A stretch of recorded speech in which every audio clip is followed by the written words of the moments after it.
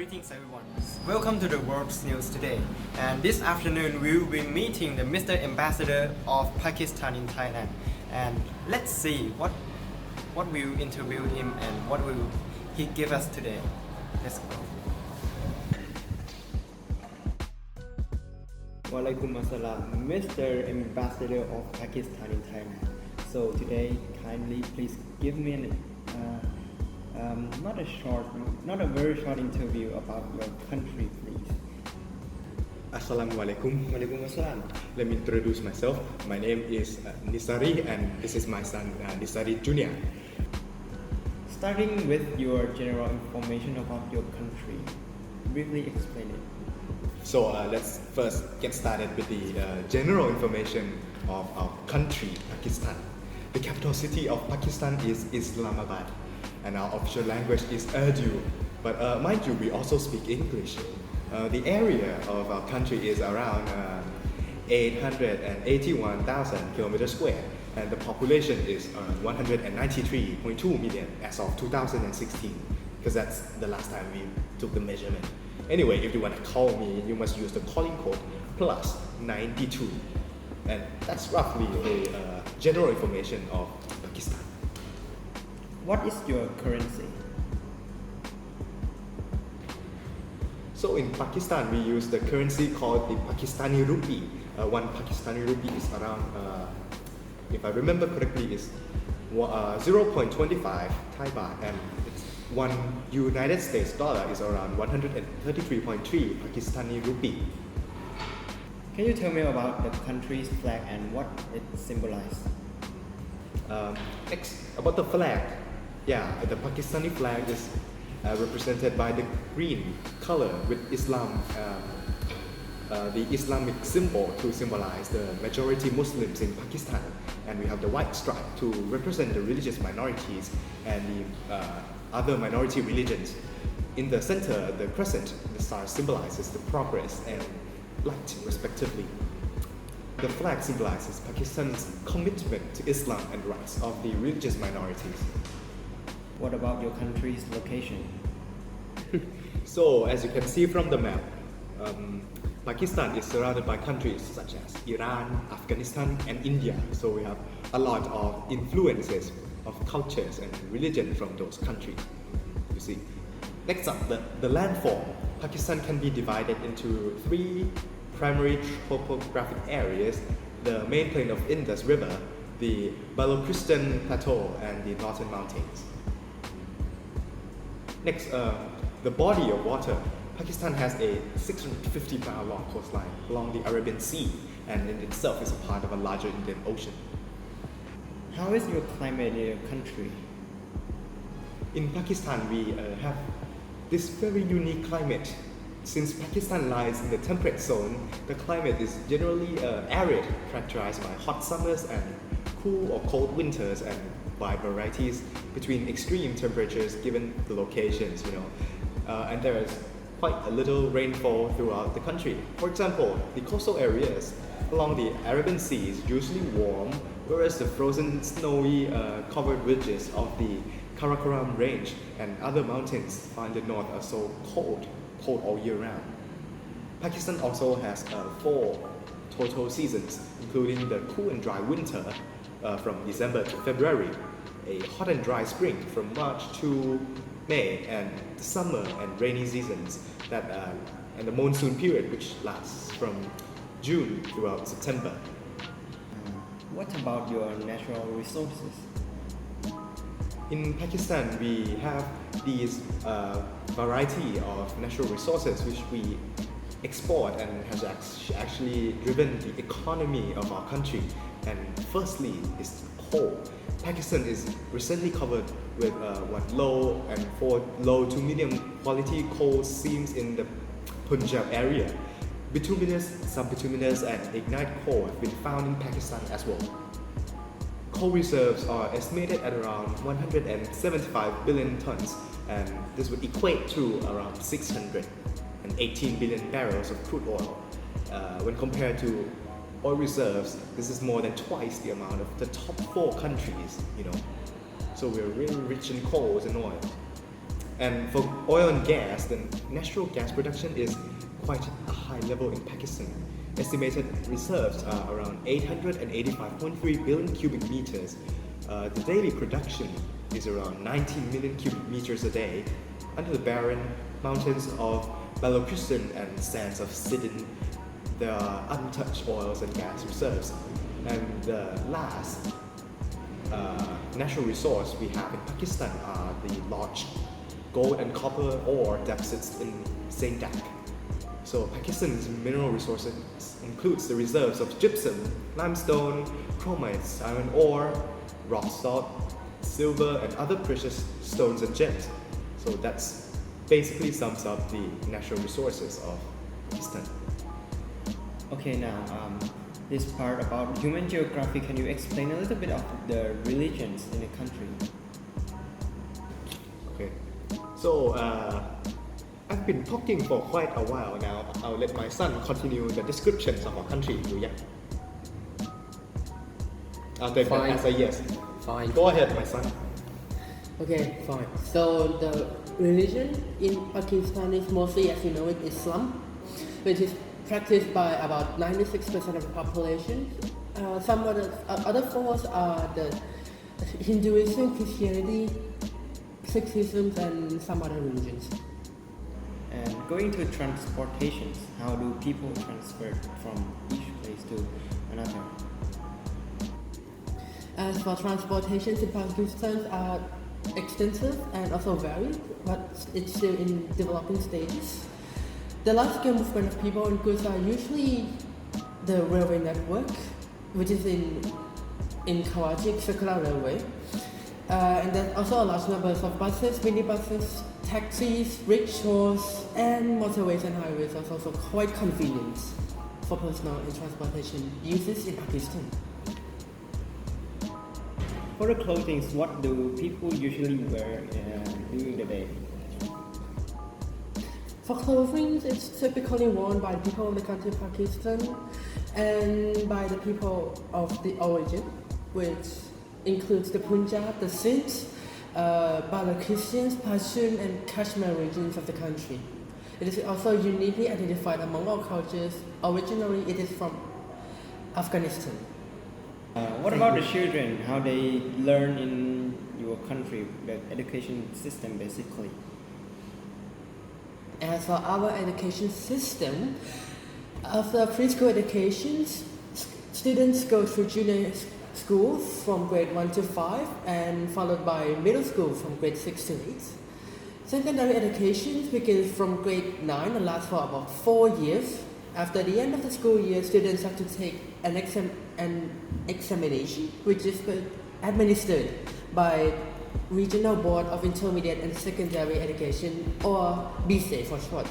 After successful completion of this examination, students are awarded HSSC, stands for Higher Reach Secondary School Certificate. After earning the SSC, students may study in professional institutes for bachelor degrees and courses. What about the patients, the sick people? How do your healthcare administered in the country? Healthcare in Pakistan is administered mainly in the private sector, which accounts for approximately 80% of outpatient visits. The public sector was until recently led by the Ministry of Health. However, the ministry was abolished in June 2011, and all health responsibilities was devolved to provincial health departments, which has until now been the main executors of public sector health programs. Like other South Asian countries, health and sanitation infrastructures are adequate in urban areas, but it's generally poor in rural areas. And what about etiquette? There are some etiquettes that must be known. Elders are respected heartily and get love and honor from youngsters like me to him, even though if they are strangers and meeting each other for the very first time in any consequences. Guests are also honored delightfully and treated with love and respect. So relatives, colleagues, friends, and people from the neighborhood feel happy and cheerful to meet and stay connected with each other. Usually in educated families, guests inform the host before their arrival so that someone's routines are not disturbed. And also, if possible, try not to schedule meetings during Ramadan. The workdays are very shortened, and since Muslims fast, they won't be able to offer you any tea, which is a sign of hospitality in Pakistan. Lastly but not the least, the politics and economy of the country. Now, for the government in Pakistan, it consists of 3 branches: executive, legislative, and judicial, very much like the US. The executive branch consists of the cabinet, which is led by the prime minister, and the upper house is the Senate, where is the National Assembly of the lower house. The judicial branch forms with the composition of the Supreme Court as an apex courts, alongside the high courts and other inferior courts. The function is to interpret the constitution and federal laws and regulations. Now for economy, the economy of Pakistan is the 25th largest in the world in terms of purchasing power parity, and 42nd largest in terms of nominal gross domestic product. Pakistan has a population of over 207 million, the world's 5th largest, giving its nominal GDP per capita of $1,641 in 2018, which ranks 147th in the world for 2016.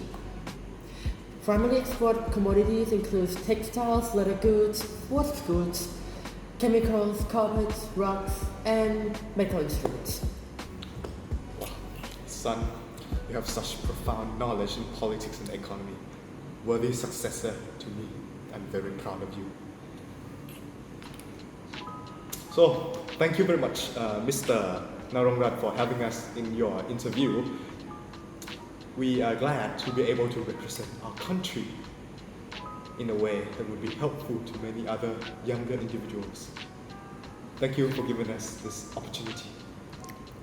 Goodbye. I'm very thankful for your time you given to me for the interview. Thank you very much. Hope to see you next time.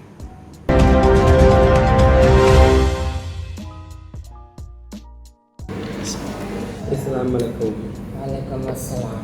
Okay, so can I ask your permission to interview you today?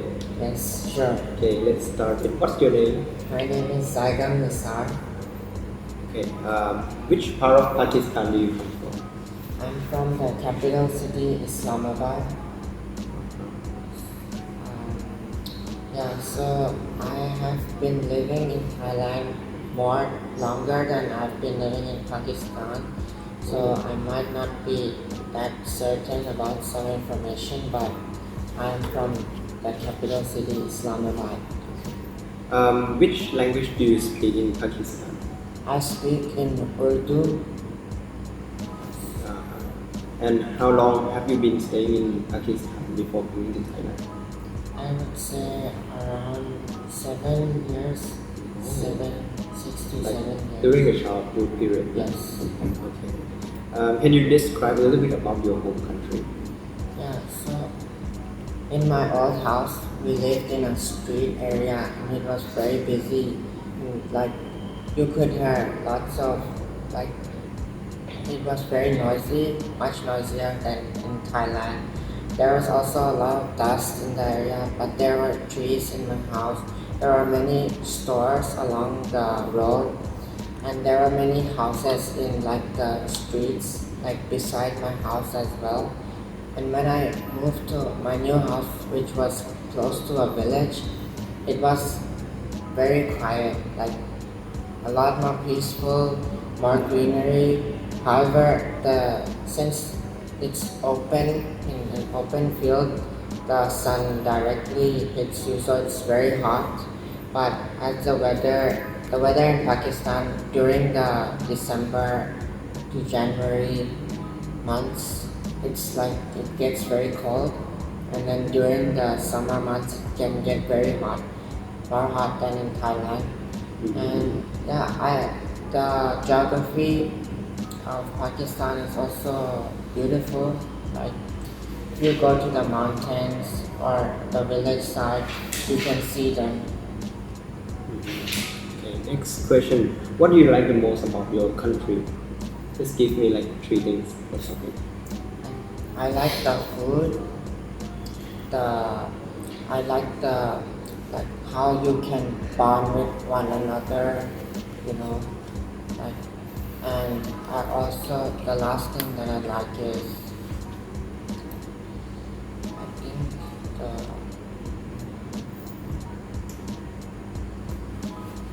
not sure.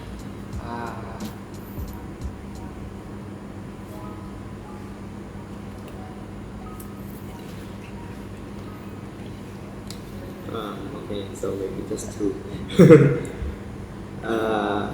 Next up. What is your favorite Pakistani food? My favorite Pakistani food would be I think it would be it's called dal, Daal in my country. It's like lentils or beans that you cook, and there's many varieties of them. Like let's say there's like red beans, there's like green colored beans, there's also yellow beans, and there's also like not the bean texture, but it's like very thin, kind of yellow, kind of dal. Yeah, and the taste is very nice. Okay, so do you have anything to say to those who want to visit to Pakistan in the near future?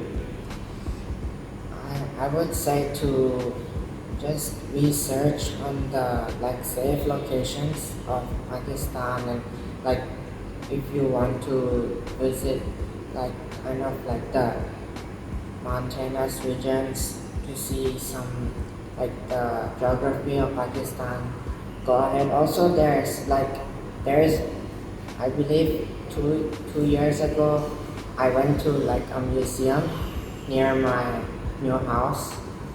That's also interesting. It has like interesting artifacts from the past that you can visit and check out, and you know you can try the food, but maybe the street food might not be the best option because there's a lot of dust, but there's lots of like foods that you can buy, spices that you can try that are like common in Pakistan, and it will give you like a different uh, taste for food. And anything else you can just look on the internet. Okay, thank you very much, Lagan.